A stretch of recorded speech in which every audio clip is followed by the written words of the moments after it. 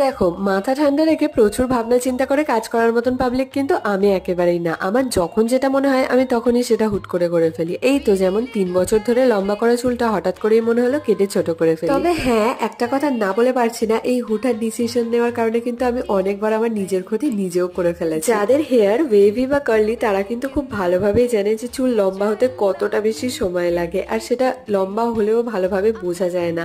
আমি ডিসিশনটা হুট করে নিয়েছিলাম ঠিকই, তবে সত্যি বলতে আমার কিন্তু একটু একটু টেনশনও হচ্ছিল। আচ্ছা, আর একটা কথা বলি, আমার কিন্তু টেনশন হলে ভীষণ হাসি পায়। তোমরা হয়তো সেটা আমার মুখ দেখেই বুঝতে পারছো। আর যিনি আমার হেয়ার কাট করছিলেন উনিও বারবার আমাকে দেখে হেসে ফেলছিলেন, আর আমি এতটাই নড়াচড়া করছিলাম যে উনি বারবার আমার মাথাটা একবার এই দিকে ঘোরাচ্ছিল, একবার এই দিকে ঘোরাচ্ছিল। আর যখন আমার হেয়ার কাট শুরু হয় সত্যি বলতে আমার অনেকটা কষ্ট হচ্ছিল আর একটু টেনশন। যাই হোক, মাথার চুল অর্ধেক কেটে বাদ দেওয়ার পর এই হলো আমার ফাইনাল লুক। আর তোমাদের ভিডিও ভালো লাগলে লাইক শেয়ার সাবস্ক্রাইব করে দিও। ওকে, বাই।